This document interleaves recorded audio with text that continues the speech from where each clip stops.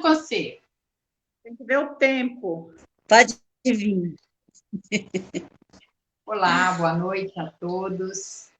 Sejam muito bem-vindos às Cestas de Luz. Marca sempre na sua agenda. Sexta-feira, finalzinho quase final da noite. Estamos em tempos de aprender dentro dos nossos lares.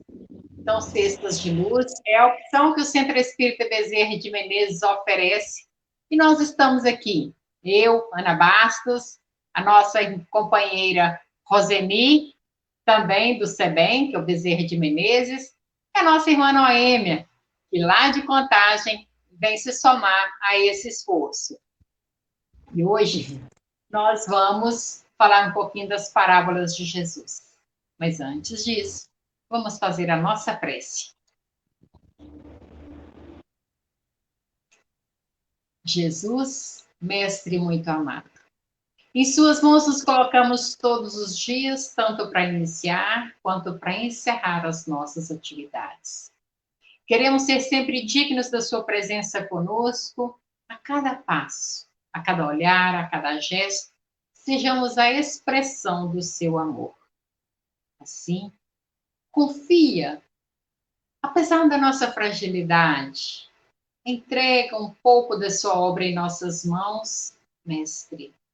E nós um dia seremos capazes de estar diante de ti sem pejo no olhar, sem medo de olhar para trás, confiantes em que teremos, enfim, aprendido a lição. Abençoa o nosso encontro dessa noite. Abençoa cada companheiro nosso que estará hoje e nos próximos dias absorvendo esses ensinamentos. E que mais que tudo isso, Senhor, haja paz em nossos corações e haja paz no mundo. Amém. Então, meus queridos irmãos, como foi dito, nossa cesta de luz vai falar das parábolas de Jesus. Mas eu quero falar desse método que os grandes pedagogos, os grandes pensadores e educadores do mundo se utilizaram para fixar os seus ensinamentos. E alguns métodos são muito interessantes, e é por isso que eu quero falar da pedagogia de Jesus. Ele utilizou as parábolas. Mas existem outros métodos interessantes também. Por exemplo, o apólogo. O apólogo é um meio que encerra uma lição moral, tanto o apólogo, quanto a fábula, quanto a parábola, ele utiliza, sim, a lição de moral ali dentro para a gente. Mas no apólogo, utiliza, então, figuras de seres inanimados.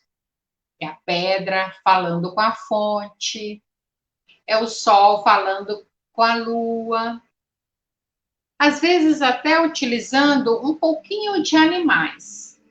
Mas por que essa não foi a pedagogia utilizada por Jesus? Porque essa é utilizada para as crianças, ou seja, espíritos que ainda estão numa fase um pouco mais infantil na sua percepção. Jesus compreendeu, então, que nós já estávamos prontos para receber a mensagem através das parábolas.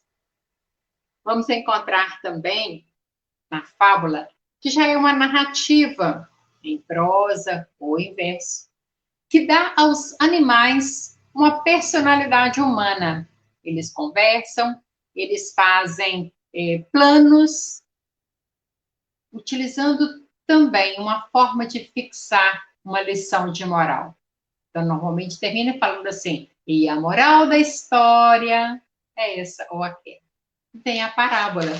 A parábola é um método de comparação.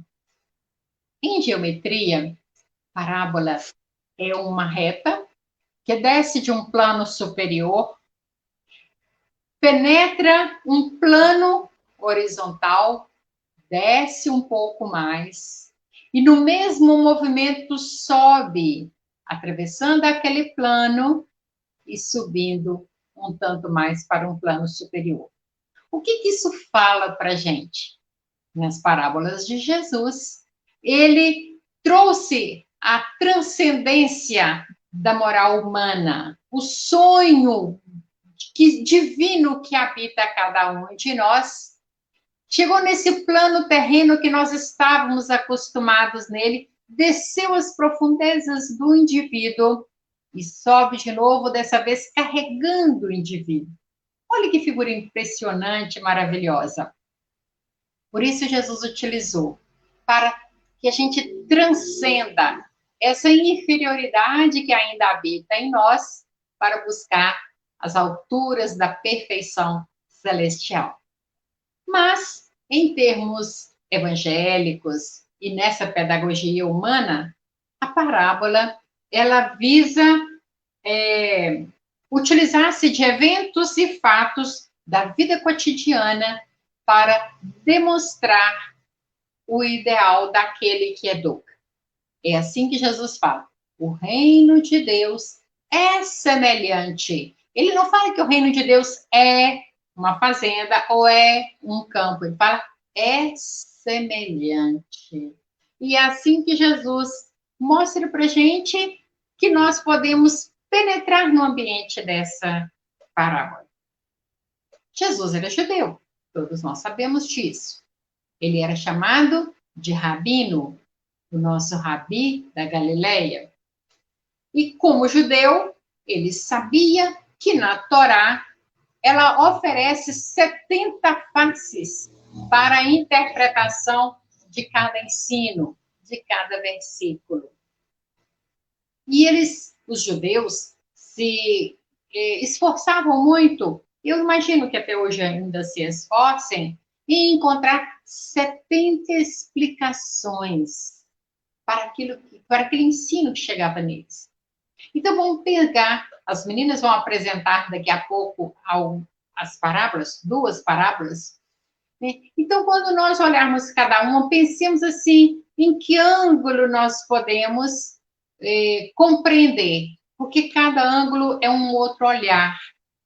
É quando você se encontra com um personagem, ou como se encontra campo, ou como se... várias formas de fazer essa compreensão. Então, é muito comum na literatura oriental a utilização da parábola. Existe uma parábola sobre a parábola também. Né? Dizem que a verdade foi visitar uma cidade e, vendo muitos equívocos, e ela, como verdade, completamente nua, ela tentava mostrar às pessoas as deficiências que haviam. E como ela estava nua, e como ela não era muito bonita, as pessoas fugiam dela. Até que ela encontrou uma parábola. E a parábola estava toda vestida, toda bonita, mas ela trazia em si também as verdades. Aí ela perguntou, a verdade perguntou para a parábola: mas como é que eu vou fazer para que os homens me ouçam e me entendam? Aí ela disse: se você for nua e crua, eles não a suportarão. Então, vista-se com a beleza da paisagem, com a simbologia dos astros, e eles, ainda que não compreendam naquele instante, vão guardar os seus ensinamentos, e quando eles estiverem maduros, eles te compreenderão. Jesus deixou para nós as parábolas, para que, apesar do apego, do interesse pessoal, que normalmente comanda os destinos da sociedade, no tempo certo, cada um de nós entendesse a parábola e passasse a fazer parte dela, compreendendo a mensagem do mestre e se tornando, então, um aluno eficiente, um aluno aplicado. Esse é o propósito dessa noite de hoje. E nós vamos ouvir agora a nossa irmã Roseni com a sua parábola.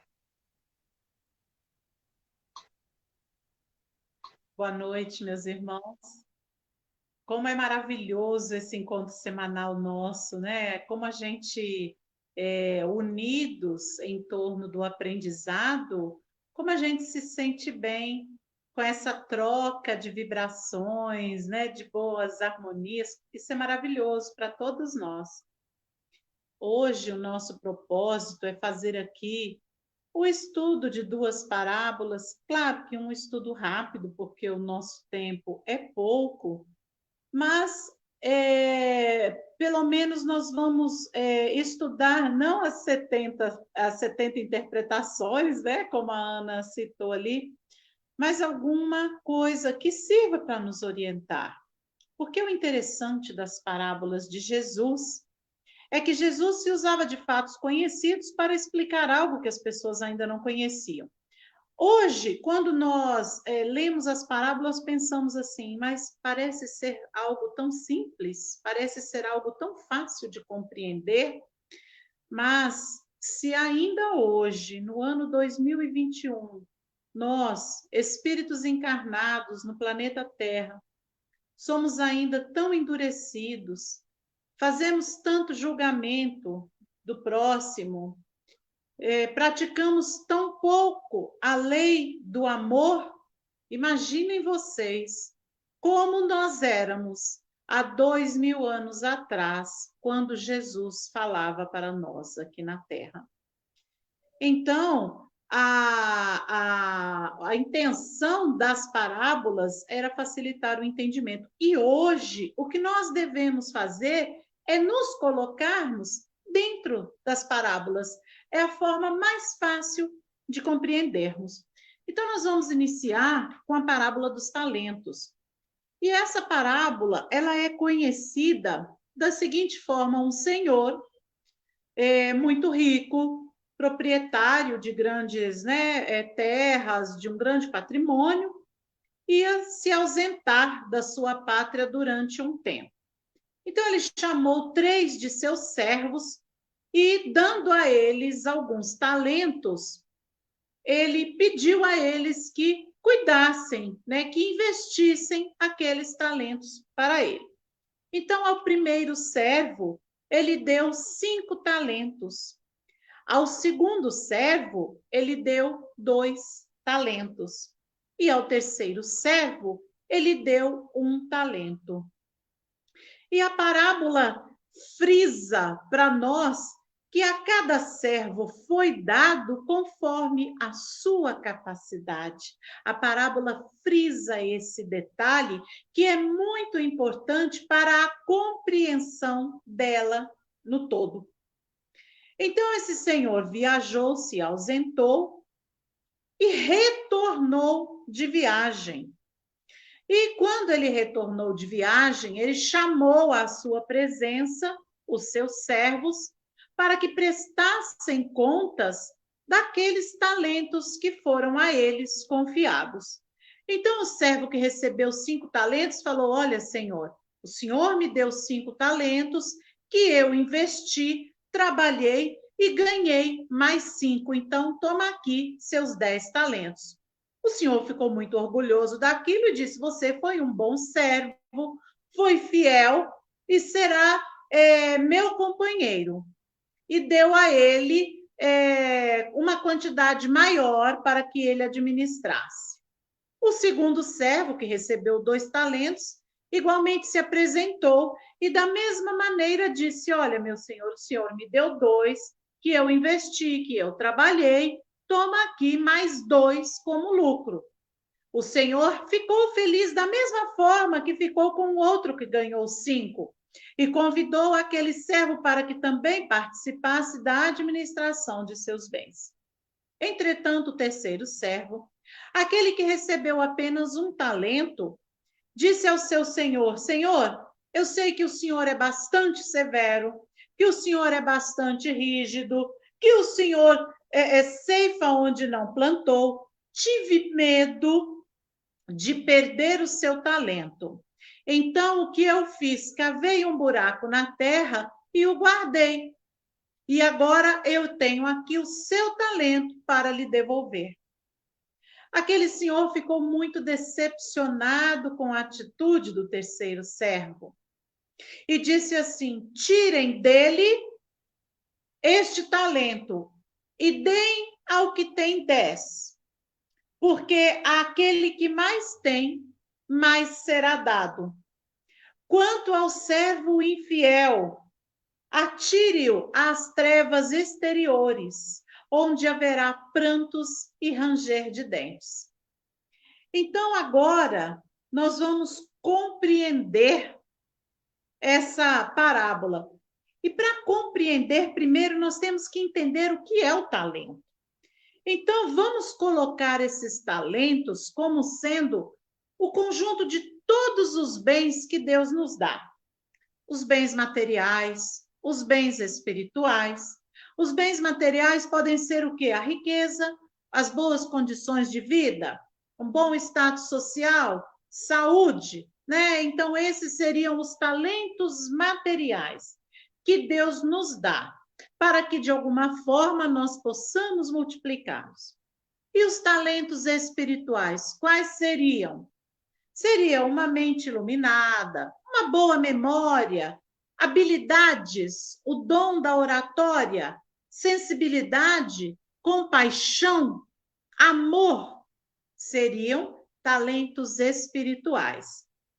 Mas, gente, para nós que sabemos que somos espíritos imperfeitos, habitando um planeta que pertence à escala dos planetas de expiações e provas, para nós constitui talentos também a dor, o sofrimento, as frustrações, as decepções, as doenças, tudo aquilo que para aquele que sabe bem sofrer, como nós já estudamos no caso das bem-aventuranças, né?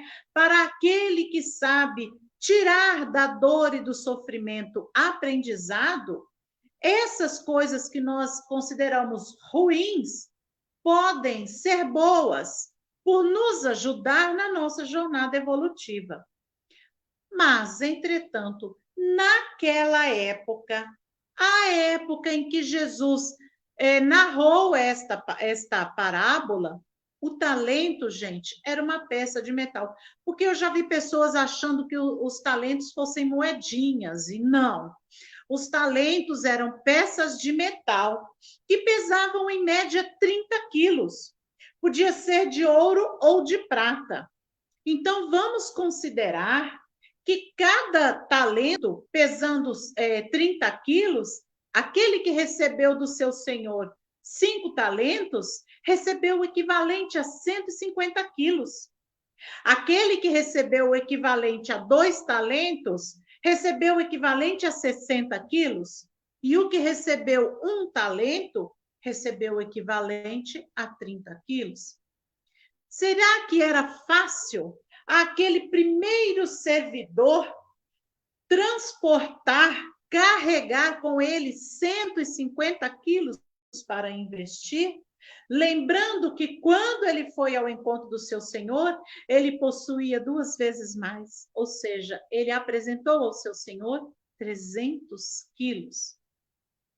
E a parábola deixa claro que os talentos foram distribuídos conforme a capacidade de cada um. E isso nós conseguimos ver demonstrado no resultado. Porque o que ganhou 5 teve a capacidade de ganhar outros 5, de multiplicar, né, os 5 e colocar mais 5. O que ganhou 2 teve a capacidade de multiplicar por mais 2. Bem, então vamos tentar entender o que seriam esses 5 talentos. Vamos trazer para a nossa realidade. Deus dá àquele que tem mais capacidade 5 talentos para fazer uso aqui, para empregar aqui na humanidade encarnada estes 5 talentos. Então, segundo o texto, aquele que recebeu 5 talentos, ele é mais capacitado. Então, vamos comparar esses que recebem 5 talentos a espíritos mais evoluídos, àqueles que encarnam aqui com missão a cumprir. Vamos citar como exemplo o nosso irmão Chico Xavier, né? O Chico Xavier é um exemplo maravilhoso, porque ele soube multiplicar os talentos que Deus lhe deu. Mas o que acontece? Muitas pessoas, às vezes, chegam até a invejar as capacidades do Chico. Muitas pessoas gostariam de psicografar como ele psicografava, livros, cartas. Mas o que as pessoas, às vezes as pessoas até falam assim, mas ser como o Chico é fácil, porque o Chico tinha linha direta com espíritos elevados. Veja, o mentor dele era Emmanuel. Mas o que as pessoas precisam compreender é que quando o nosso irmão Chico Xavier recebeu de Deus 5 talentos, ele recebeu o equivalente a 150 quilos para carregar. E será que estaríamos nós dispostos e capacitados para transportar esse peso dos 150 quilos que o nosso irmão Chico carregou? Porque, como todos nós sabemos, ele sofreu diversos ataques desde a sua infância. Chico foi humilhado, caluniado, ofendido uma série de vezes, viveu na pobreza, sublimou o desejo de constituir uma família. Então, teve várias doenças. Então, o peso dos talentos de Chico foi muito grande. Não foi fácil ele carregar os talentos que ele carregou. Mas no final da jornada, quando ele se apresentou ao seu Senhor, ele pôde entregar aqueles talentos multiplicados. Olha que maravilha! Apesar do peso, apesar da dificuldade, ele conseguiu multiplicar os talentos que Deus deu a ele. Mas se espíritos do gabarito de Chico receberam 5 talentos, quem seriam então os espíritos que receberam 2 talentos? 2 talentos é uma missão um pouco menor, mas de forma alguma menos valorizada pelo Senhor. Porque lembremos-nos que na parábola, o mesmo tratamento que o Senhor deu ao que ganhou 5, ele deu ao que ganhou 2. Ambos foram se tornar parceiros dele na administração do seu patrimônio. Então, o que ele valorizou foi o esforço daquele que ganhou 2 talentos, porque ele deu o seu melhor para multiplicar em outros 2.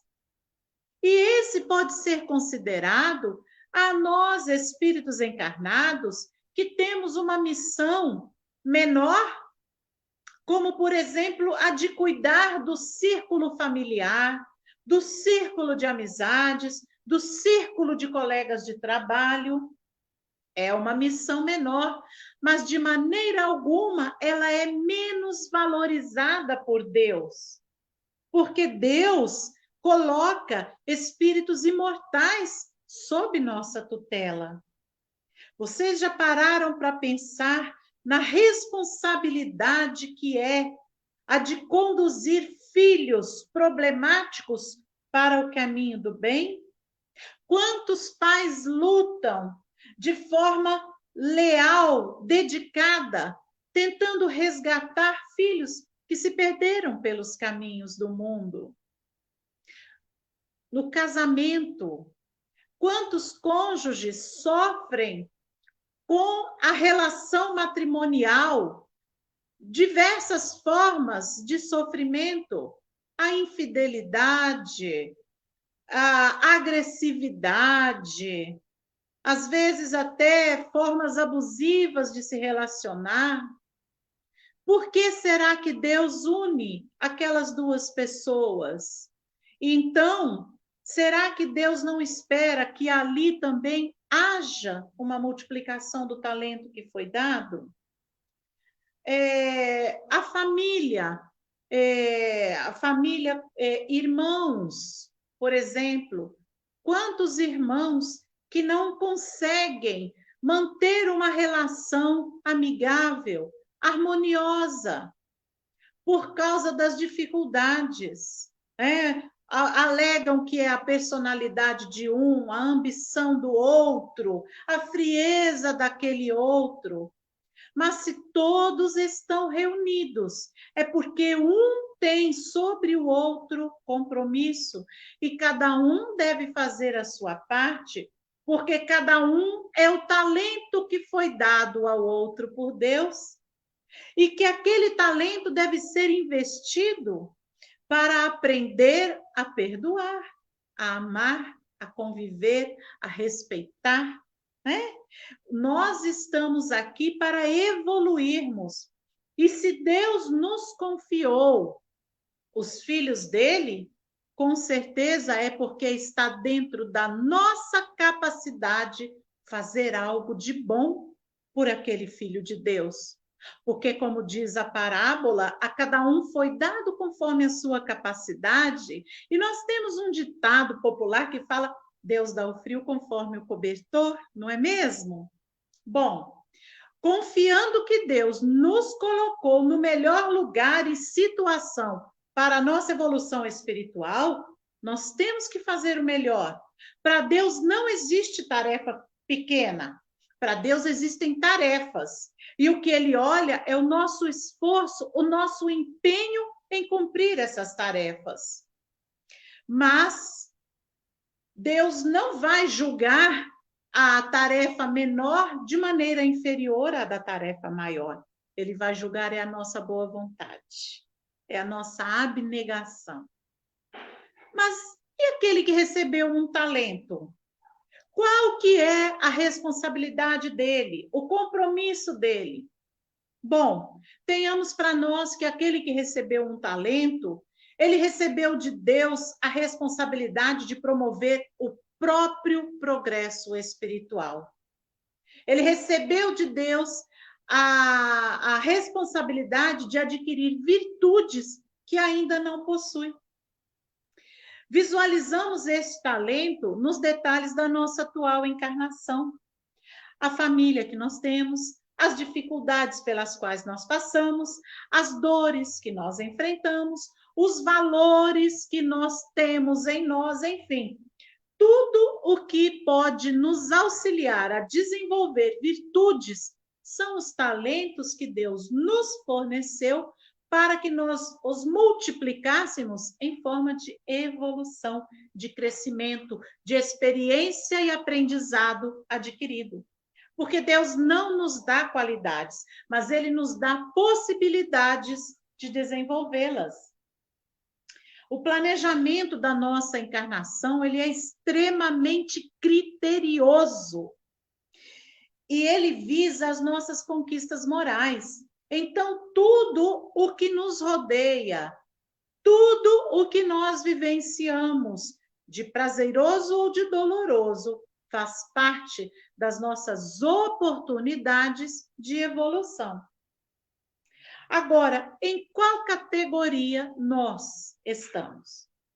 Nós estamos na categoria dos servos bons e fiéis, que aproveitaram a oportunidade para sua própria melhoria e para a melhoria do próximo, ou nós estamos na categoria daquele terceiro servo, negligente, preguiçoso, descompromissado, que por medo de agir, achou melhor sepultar aquele talento e não fazer nada com ele. Pior ainda, ele responsabilizou o Senhor pela sua inatividade. Porque ele disse que não fez nada porque sabia que aquele Senhor era rigoroso. Sabe o que é isso, gente? Somos nós. Quando recebemos de Deus conhecimento, oportunidades de ajudar, de nos modificar, oportunidades de fazer o bem para a nossa evolução e para o nosso próximo. E muitas vezes nos aquietamos, muitas vezes nos tornamos sossegados, usando 1001 justificativas. Não, eu não vou fazer nada não, porque hoje está frio. Não, hoje eu não vou fazer nada porque o sol está muito quente. Não, hoje está chovendo. Ah, não, hoje minha cabeça está doendo. A gente sempre tem uma justificativa para não agir. Ou então a gente diz assim: ah, eu queria tanto poder ajudar as pessoas, mas eu não tenho dinheiro, eu não tenho condição financeira de dar uma cesta básica, de ajudar, de dar um alimento, né? Esse é o nosso comodismo. Quando, na verdade, nós nos decidirmos a sermos úteis, a condição vai surgir. E se a gente não pode ajudar materialmente, nós podemos ajudar com otimismo, com fé, com esperança, com solidariedade. Nós temos várias maneiras de sermos úteis aos nossos irmãos e a nós mesmos no nosso processo evolutivo. Mas às vezes a gente opta pela preguiça. Às vezes a gente renuncia às oportunidades que batem às nossas portas e não fazemos nada. Bom, se nós não somos capazes de multiplicar um talento, como é que nós podemos querer receber cinco? Não é mesmo? Nós não podemos avaliar apenas as dificuldades, porque as dificuldades que nos foram dadas só nos foram dadas porque nós somos capacitados para vencê-las. Lembrando novamente, a cada um foi dado conforme a sua capacidade. E é essa frase mais forte da parábola dos talentos. É essa frase que nós deveríamos escrever e colocar no teto sobre nossas camas, na porta da geladeira, em todos os cantos das nossas casas, para que a todos os momentos a gente pudesse ler e nos lembrar que a cada um foi dado conforme a sua capacidade. Ou seja, Deus sabe que nós somos capazes de vencer, de superar qualquer obstáculo que apareça diante de nós. Todos os que correspondem à confiança do Senhor receberão sempre auxílio e proteção. Mas os que não se esforçam para acrescentar alguma coisa ao que recebem de Deus, eles expiarão em futuras encarnações a falta de cuidado, a preguiça. Rossandro Klinger tem uma frase maravilhosa. Ele diz assim: não importa qual talento você tem, qualquer talento é possível de ser multiplicado. Nosso irmão Emmanuel disse: por mais sombria que seja a estrada a que foste conduzido pelas circunstâncias, enriquece-a com a luz do teu esforço no bem, porque o medo não serviu como justificativa aceitável no acerto de contas entre o servo e o Senhor. Portanto, meus irmãos, não nos permitamos sermos paralisados pelo medo. Os talentos que Deus nos confiou devem ser aplicados, utilizados e movimentados. E para concluir, eu vou ler para vocês uma pequena frase, um pequeno texto de Emmanuel, que está no livro Palavras de Vida Eterna. E ele diz assim: se te afeiçoas assim aos ideais de aprimoramento e progresso, não te afastes do trabalho que renova, do estudo que aperfeiçoa, do perdão que ilumina, do sacrifício que enobrece e da bondade que santifica. Lembra-te que o Senhor nos concede tudo aquilo de que necessitamos para comungar-lhe a glória divina. Entretanto, não te esqueças de que as dádivas do Criador se fixam nos seres da criação, conforme a capacidade de cada um. Não ouvides que os talentos de Deus são iguais para todos, competindo a nós a solução do problema alusivo à capacidade de recebê-los. Então, meus irmãos, vamos compreender, somos capazes. As nossas dificuldades são os talentos que vão nos fortalecer e nos auxiliar na caminhada evolutiva.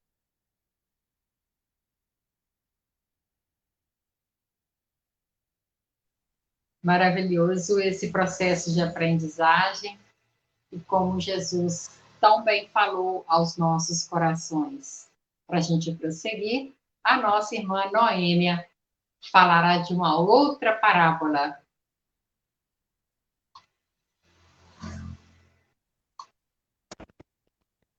Boa noite, meus amigos. Com grande alegria nós estamos aqui mais uma vez, aproveitando a oportunidade. A nossa proposta é falarmos sobre a parábola do grão de mostarda. Mas antes de darmos início à parábola em si, nós vamos trazer algumas informações que serão muito interessantes para a gente compreender o porquê Jesus utilizou a questão da semente do grão de mostarda.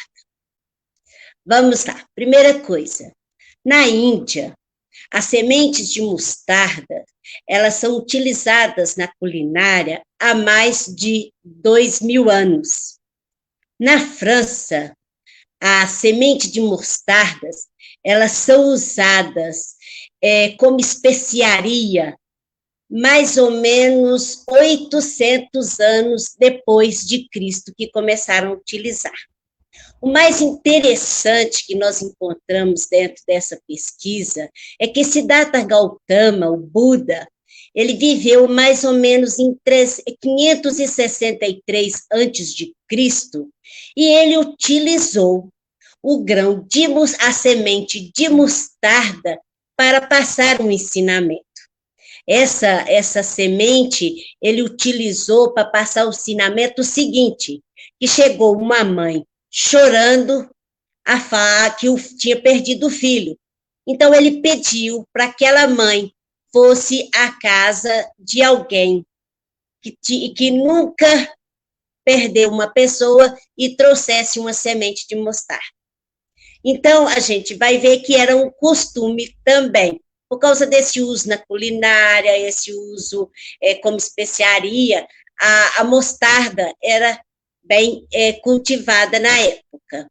Nós vamos encontrar também sobre semente, sobre a mostarda, sobre árvore, no Alcorão, que foi escrito mais ou menos 610 e 632 depois de Cristo, aonde diz, compara-se as balanças de justiça que seriam usadas no dia do juízo, e nenhuma alma sofreria menor injustiça, que o parâmetro que seria usado seria o equivalente a uma semente de mostarda será contabilizado, pois Deus é o mais eficiente dos contadores. Então, olha para vocês verem como que esta questão da semente de mostarda sempre foi utilizado em vários ensinamentos. Nos textos judaicos, nós vamos encontrar eles comparando o universo conhecido ao tamanho de uma semente de mostarda. E eu achei muito interessante, porque aí, buscando os textos judaicos, nós vamos encontrar outra situação que eu vou trazer aqui para vocês, que a gente vai compreender por que Jesus comparou o reino dos céus ao semente de mostarda. Nós vamos lá no profeta Daniel, que foi um jovem príncipe, que foi levado como prisioneiro de guerra pelas tropas do Império Babilônico, em meio à rebelião de independência de Judá, que viveu mais ou menos entre 620 e 630 antes de Cristo. E Daniel, ele tem uma história muito interessante, porque foi a partir da interpretação do sonho de Nabucodonosor, o que aconteceu? Nabucodonosor teve um sonho, e ele chamou os adivinhos, os magos, chamaram todo mundo para poder interpretar o sonho. E ninguém conseguia interpretar o sonho. E ficou sabendo que havia um jovem preso lá que poderia desvendar esse sonho. E ele chamou Daniel. E o sonho era mais ou menos assim, que Nabucodonosor, ele fala que ele estava tranquilo da minha vida, vivendo prosperamente no meu palácio. Então, teve, porém, um sonho que me aterrou, e as angústias sobre o meu leito e as visões da minha cabeça me atormentaram. Então, esse sonho que ele teve foi um sonho que o deixou completamente apavorado. E esse sonho, o que dizia? É que era uma árvore frondosa e essa árvore teria sido cortada. E aí, qual a interpretação que Daniel trouxe para ele? Foi o seguinte, que Nabucodonosor ficou preocupado porque foi cortado a árvore, mas a raiz e o tronco permaneceu. Aí, o que acontece? Daniel definiu mais ou menos assim. Olha só como que ele interpretou o sonho. Quanto à ordem de deixar o toco e as raízes da árvore, ela significa que o teu reino será preservado para ti, até que hajas reconhecido que os céus é que detém o domínio de tudo. Eis porque, ó rei, aceita meu conselho, repara teus pecados pelas obras de justiça e as tuas iniquidades pela prática da misericórdia para com os pobres, a fim de que se prolongue a sua segurança. Então, meus amigos, nós vamos ver a questão da árvore como a proteção, como o abrigo. E sabe por quê nós falamos isso? Porque no profeta Ezequiel, também, que era um sacerdote que foi chamado a profetizar durante o exílio do povo judeu na Babilônia. E ele exerceu essa atividade entre 593 a 571 a.C. E a profecia dele, que eu achei muito interessante, que está lá no capítulo 17, no versículo 23, que ele traz de novo a questão da árvore. E olha só como é que ele fala: tomarei do cimo do cedro, da extremidade dos teus reinos, um broto, e plantá-lo-ei eu mesmo sobre o monte alto e elevado. Plantá-lo-ei sobre o alto monte de Israel. Ele deitará ramos e produzirá frutos, tornando-se cedro magnífico, de modo que a sua sombra habitará toda espécie de pássaros. À sombra dos teus ramos habitará toda sorte de árvore.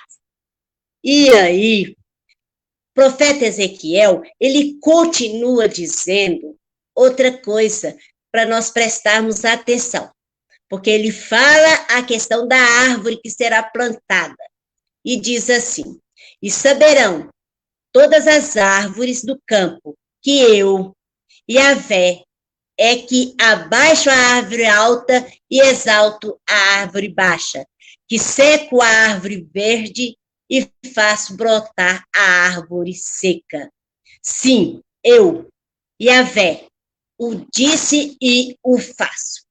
Nesse versículo, nós vamos entender que o profeta Ezequiel está mostrando para todos nós a questão do poder de Deus sobre todas as coisas. E aí também nós vamos encontrar sobre a árvore, lá no Salmo 103, quando vai falar do esplendor da criação. Eu trouxe só um versículozinho, o 12, que fala assim: junto a elas, as aves do céu se abrigam, desferindo seu canto por entre a folhagem. As árvores de Yahvé se saciam, os cedros do Líbano ele plantou, ali os pássaros se aninham. Então, nós vamos ver, dentro desses fatos que nós trazemos aqui, a questão do simbolismo que existe todo em torno da árvore da semente de mostarda, que é sempre usada durante várias civilizações, vamos dizer assim, que transmite esse conhecimento. Então, nós vamos lá no livro Estudos do Evangelho, de Terezinha Oliveira, que ela fala assim: se não entendermos o significado moral e espiritual da parábola, ela não passa de uma simples história com um conteúdo banal. Então, é isso que nós estamos chamando a atenção, no sentido de tirarmos o espírito da letra. Nós trouxemos a questão da utilidade da semente de mostarda para a gente compreender o valor dela, porque é como que ela é tão utilizada e sempre tão valorizada. As primeiras 8 parábolas foram proferidas por Jesus no mesmo dia e à beira do Mar da Galileia, dando as noções iniciais sobre a natureza do reino dos céus, ou seja, sobre a vida espiritual. O do grão de mostarda é uma delas. Jesus, ele comparou o reino dos céus ao grão de mostarda que um homem semeou no seu campo, o qual é realmente menor de todas as sementes, mas crescendo é a maior das plantas, e faz-se uma árvore. E disse também que se o homem tiver fé como um grão de mostarda, moveria montanhas. Isso está em Lucas, capítulo 17, versículo 6, e em Mateus, no capítulo 17, no versículo 20. Então, nós vamos ler aqui agora a parábola do grão de mostarda. Propôs-lhe outra parábola, dizendo: o reino dos céus é semelhante a um grão de mostarda, que um homem tomou e semeou no seu campo. Embora seja a menor de todas as sementes, quando cresce é a maior das hortaliças. Torna-se árvore a tal ponto que as aves do céu se abrigam nos seus ramos. Isso está em Mateus, no capítulo 13, no versículo 31 a 32. Eu achei isso muito interessante. Como que Jesus trouxe todo um conhecimento que já existia para concretizar dentro de nós essa questão da responsabilidade diante dessa construção do reino de Deus dentro de nós. Porque, olha só, é a menor semente, mas ela se torna uma árvore grande. E aí nós vamos fazer a pergunta que devemos fazer a todos os dias. A semente de mostarda plantada por nós já germinou? Já brotou? E aí, para continuar esse nosso pensamento, na questão de estarmos buscando essa chamada de consciência e de responsabilidade diante daquilo que nós recebemos, nós vamos buscar. Lá no Evangelho segundo o Espiritismo, no capítulo 18, aonde que fala: muitos chamados, poucos os escolhidos. No item 16, nas instruções dos Espíritos. É uma mensagem vinda pelo Espírito Simeão. E diz mais assim para nós. Eu peguei partes apenas, tá, gente? O cristianismo, qual fizeram há muitos séculos, continua a pregar essas virtudes divinas. Esforçar-se por espalhar seus frutos, mas quão poucos os colhem. A árvore é boa sempre, porém, maus são os jardineiros. Entenderam de moldá-la pelas suas ideias, de talhá-la de acordo com as suas necessidades. Cortaram-na, diminuíram-na, mutilaram-na, tornado estéreis. Seus ramos não dão maus frutos, porque nenhuns mais produzem. É muito sério essa questão para nós. A questão de nós colocarmos a árvore da vida, que no caso é a semente de mostarda, é o conhecimento do amor e assim, dentro desses nossos interesses, moldarmos, talharmos e colocar de acordo com as nossas necessidades. É aquele momento que nós queremos que construir o reino de Deus dentro de nós, de acordo com os nossos interesses e as nossas necessidades.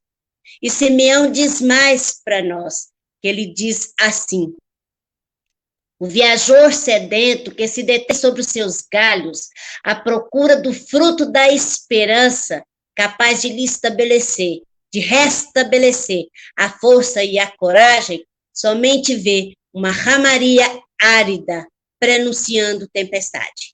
Em vão pede ele o fruto da vida, a árvore da vida. Caem secas as folhas, tanto as remexeu a mão do homem que as crestou.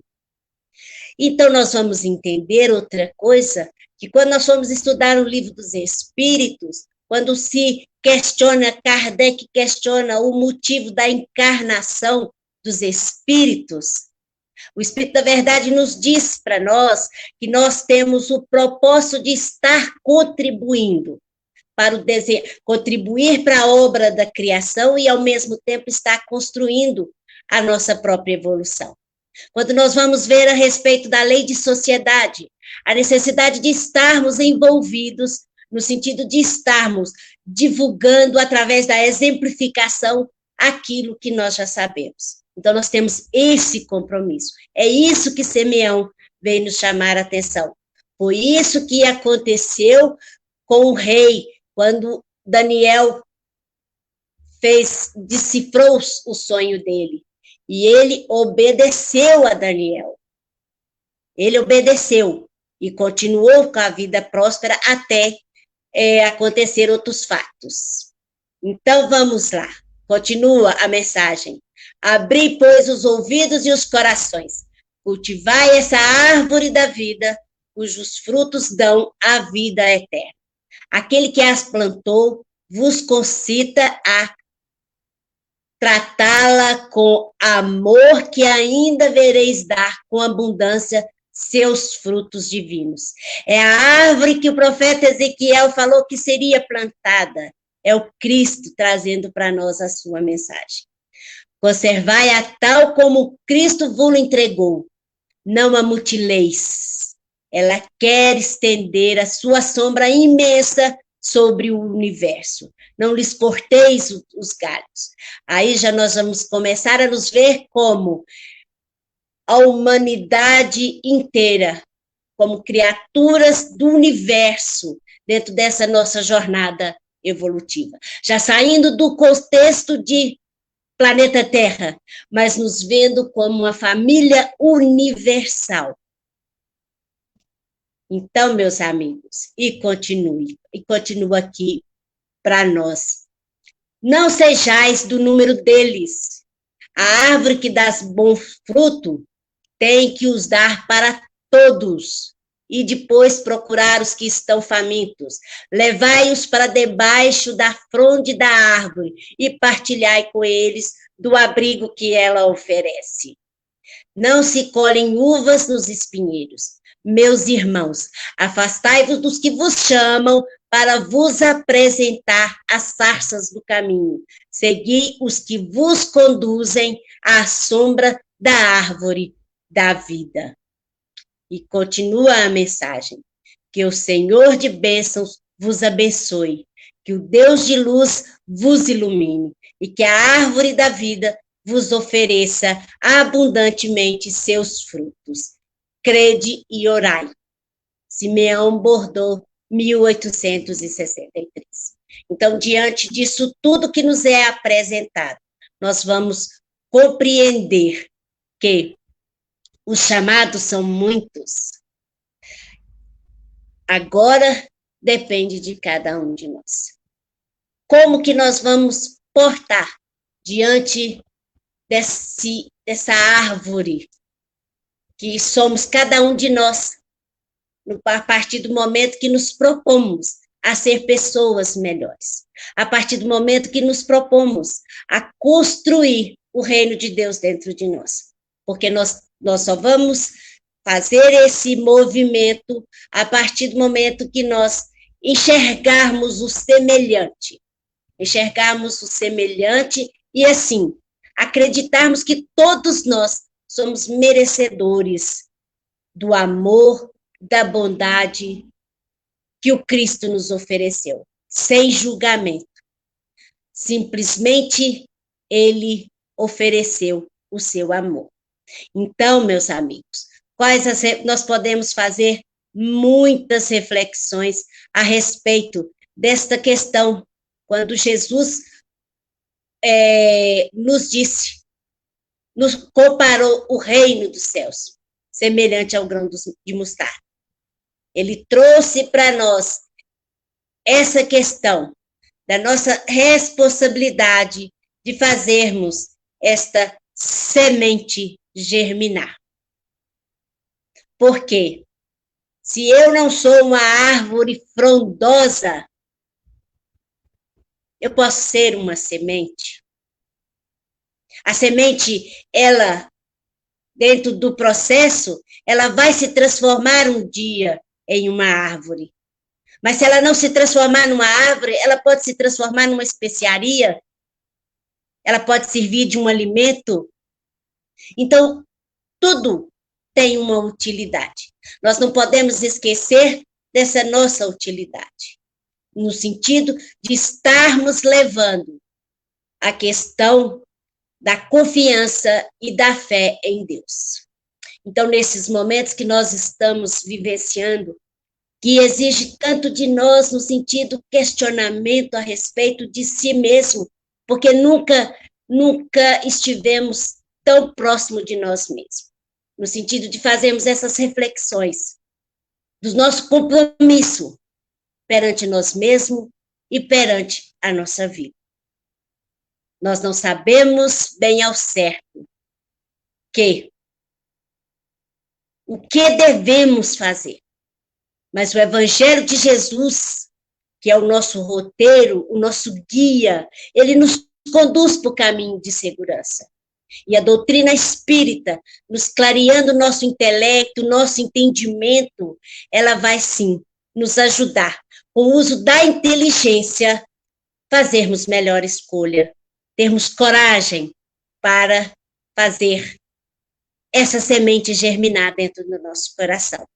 E assim, de repente, pegarmos o conselho de Paulo, que nos diz, usando também o significado da semente, das plantas, que é no sentido que a gente planta, mas quem faz germinar é Deus.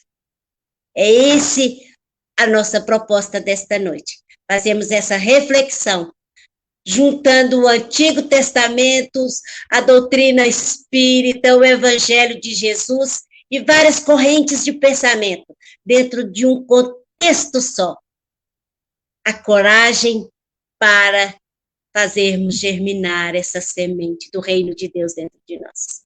Porque é um convite que está sendo feito a todo momento.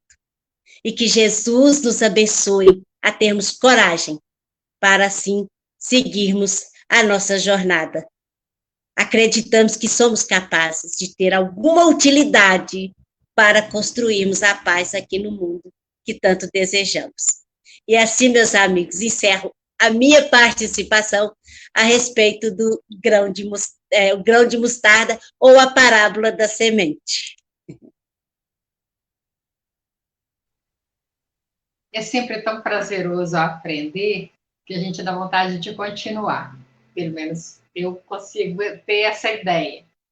Eu quero lembrar o seguinte: penetrar o ambiente da parábola é manifestar respeito e gratidão a Jesus pelo esforço, pelo sacrifício que ele empreendeu para se tornar caminho que, pela verdade, nos conduz à vida celestial. Então, quando a gente compreende que esse método dele veio implantar em nós esse anseio de ser parte desse reino de Deus, é fabuloso. Aí eu vou encontrar em Paulo uma fala interessante que vai ser para a gente coroar esse pensamento. Em 1 Coríntios, capítulo 13, ele diz o seguinte: quando eu era criança, eu falava como criança, pensava como criança, raciocinava como criança. Desde que me tornei homem, eu eliminei as coisas de crianças. Será que nós vamos ter que deixar de entender as parábolas e pegar de novo lá nas fábulas, quando nós éramos carentes de um pensamento lógico, de um raciocínio eficiente, de uma capacidade dedutiva? Jesus sabia semear e ele acreditou que nós éramos um campo fértil. Muito obrigada a todos pela presença. A nossa irmã Roseni para a prece de encerramento e nós aguardamos vocês na próxima sexta-feira, na nossa Cestas de Luz.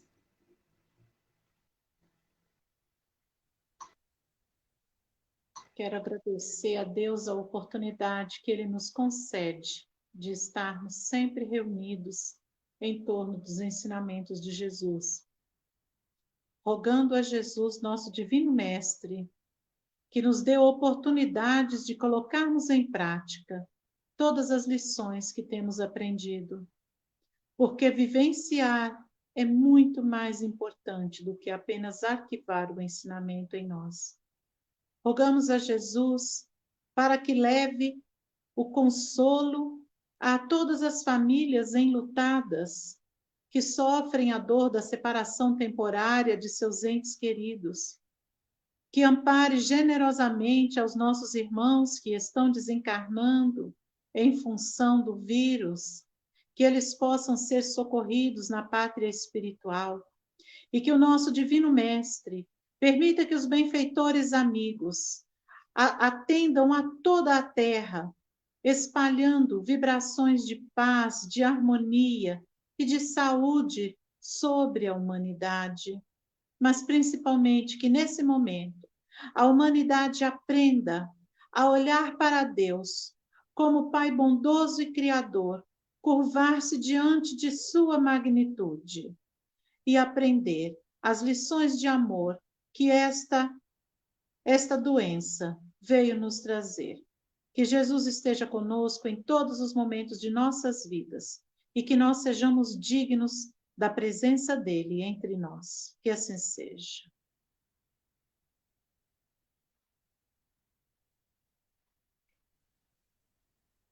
Boa noite a todos. Boa noite a todos. Ô, Ana. Oi? Aqui, eu quero lembrar o pessoal para ir lá no YouTube, conhecer o canal do CBEM. Vamos lá, gente. Tem muita coisa interessante lá. Seguir as nossas redes sociais aí, né? Que é o CBEM Caratinga. Facinho de encontrar, facinho de se inscrever. Tem que entrar, assistir as peças publicadas, palestras, leituras comentadas, comentar e compartilhar, para que mais pessoas venham se somar a esse projeto, que é tão somente apresentar a visão espiritual de tudo que nos cerca. Muito obrigada, Noemi, por lembrar. Não, outra coisa, como que vai ser a questão dos 200? Vamos convidar as pessoas para conhecer o outro canal também, né? Ah, sim. Universo Espírita com Roseni. Isso. E da Noemi, a Noemi também tem um canal, não tem, Noemi? Não, não tenho, não. Aqui, aqui, deixa eu lhe falar. A questão dos 200, aquela live especial que você falou que ia fazer. Ah, sim. Nós estamos, assim, rastejando. Nós temos 150 e poucos inscritos no nosso canal. Então, quando chegar a 200, nós faremos um programa musical para comemorar. Então, você pode nos ajudar a chegar nesse ponto. Obrigada, Noemi. Aqui, um grande abraço. Meu beijo aqui de Contagem. Boa noite. Boa noite.